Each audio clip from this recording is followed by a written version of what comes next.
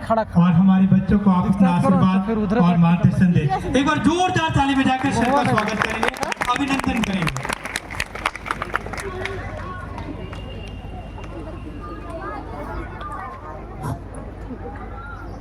राज्य स्तरीय कला महोत्सव के इस आयोजन में मंचासीन झारखंड के महान विभूति आदरणीय पद्मश्री श्री मधु मंसूरी हंसमुख जी, कल ही हम किसी को भेजे थे, हमारे JCRT के उप निदेशक महोदय श्री धीर चंद सोरेन, राज्य कार्यक्रम पदाधिकारी, अन्य मंचासीन अतिथिगण, कला उत्सव के आदरणीय जूरीगण, विभिन्न जिलों से आए हुए प्रतिभागीगण, सभी को मेरा जोहार। कला उत्सव पूर्व वर्षों के भांति इस वर्ष भी इसका आयोजन यहाँ किया गया है और यह मुख्यतः जो राष्ट्रीय स्तर पर जो कला उत्सव होना है उसकी एक राज्य स्तर की एक कड़ी है, जहाँ पर यह राज्य स्तर पर खत्म होने के बाद राष्ट्रीय स्तर पर यह प्रारंभ होगी। और जैसा हमारे सोरेन जी ने बताया कि पूर्व में भी यहाँ से कलाकार राष्ट्रीय स्तर पर उन्होंने मेडल जीता है, उल्लेखनीय सफलता प्राप्त की है। तो इस वर्ष भी हम लोगों का यही आशा आप लोग के साथ रहेगा कि आप लोग भी झारखंड राज्य का प्रतिनिधित्व पूरे दमखम के साथ राष्ट्रीय स्तरीय प्रतियोगिता में करें और वहाँ पर राज्य का सम्मान और गौरव बढ़ाएं। ये जो राष्ट्रीय शिक्षा नीति के अंतर्गत सिर्फ शिक्षा पर ही फोकस नहीं करना है, इसके अलावा जो ओवरऑल डेवलपमेंट होता है कला के क्षेत्र में हो, खेल कूद के क्षेत्र में हो या अन्य क्षेत्रों में, सभी पर शिक्षा नीति में ध्यान दिया गया है। और इसी कड़ी में शिक्षा विभाग के द्वारा विभिन्न प्रकार की योजनाएं और कार्यक्रम आयोजित किए जाते हैं राष्ट्रीय स्तर पर, राज्य स्तर पर। इसका मुख्य उद्देश्य यही रहता है कि जो बच्चे रहते हैं वो सिर्फ जो किताबी पढ़ाई है उसी में सीमित नहीं रहे, उसके अंदर बहुत सारे टैलेंट रहते हैं, उसको भी बाहर लाने का एक प्रयास होना चाहिए। और अभी के समय में अगर देखा जाए तो इसकी ज़्यादा आवश्यकता है। किसी भी व्यक्तित्व का व्यक्तित्व का संपूर्ण विकास है वह सिर्फ एक आयामी नहीं हो सकता है। यानी कि अगर आप पढ़ाई लिखाई कर लिया, आपने डिग्री हासिल कर ली, नौकरी कर ली, वो किसी के व्यक्तित्व का विकास पूर्ण नहीं कहा जा सकता है जब तक कि आप अपने जीवन में आपकी क्या इच्छाएं हैं, आप इसके अलावा और क्या करना चाहते हैं, पूरे एक समग्र रूप से अगर नहीं देखें, अगर उस पर हम लोग बातें नहीं करें, उसको विकसित नहीं करें तो बहुत कुछ अधूरा रह जाता। अभी आप लोग की उम्र कम है तो इस बात को नहीं समझेंगे, लेकिन आज से 20-25 साल बाद अगर आप किसी भी क्षेत्र में आगे बढ़ेंगे तो इस बात को आप जानेंगे। और दूसरी बात है कि ये जो कला या संस्कृति, जो कोई गाना गाते हैं, नृत्य करते हैं,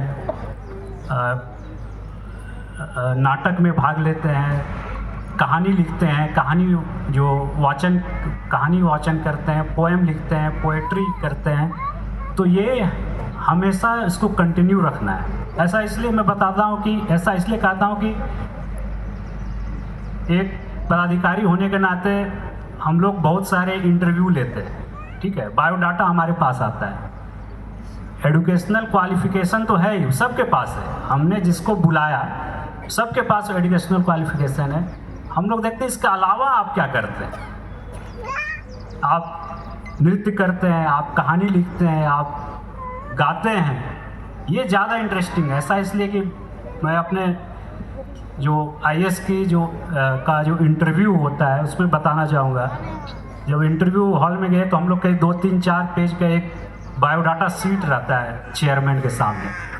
वो सबसे पहला प्रश्न वो पूछते हैं मोस्ट ऑफ द टाइम कि आपकी हॉबी, आपने हॉबी में लिखा है कि गाना गाता, नृत्य करता, ठीक है, वो बाकी वो एजुकेशनल क्वालिफिकेशन हो तो पता ही, आपने 2 साल 1 साल तक पूरा सब कुछ जान लिया है, एग्ज़ाम क्वालिफाई करके पहुँचे, लेकिन उनको ज़्यादा इंटरेस्ट आपके हॉबी में है।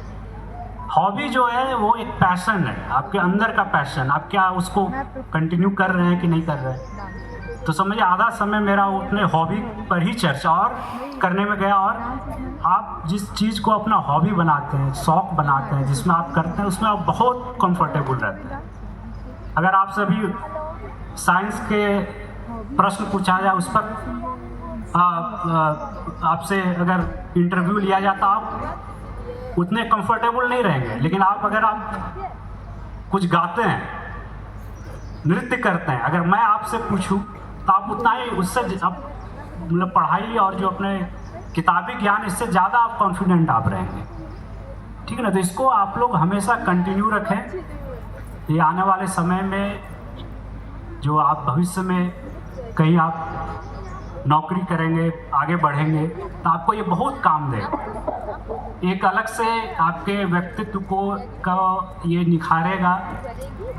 आप कभी परेशान होंगे, समझ में नहीं आए क्या करेंगे, तो आप अपने इस शौक़ को, बहुत कोई आप देखते होंगे कि कोई आदमी है, कभी परेशान होता है, कुछ होता है तो गाता है, नृत्य करता है, ठीक है। अगर कोई मूवी देखने की शौकीन है तो मूवी देखता है। तो इस चीज़ को ज़रूर आप लोग कंटिन्यू करें और जिस विधा में आप हैं उस विधा में और आप आगे जाएं, ट्रेनिंग लें, अच्छी ट्रेनिंग लें, उसमें भी कैरियर बन सकता है।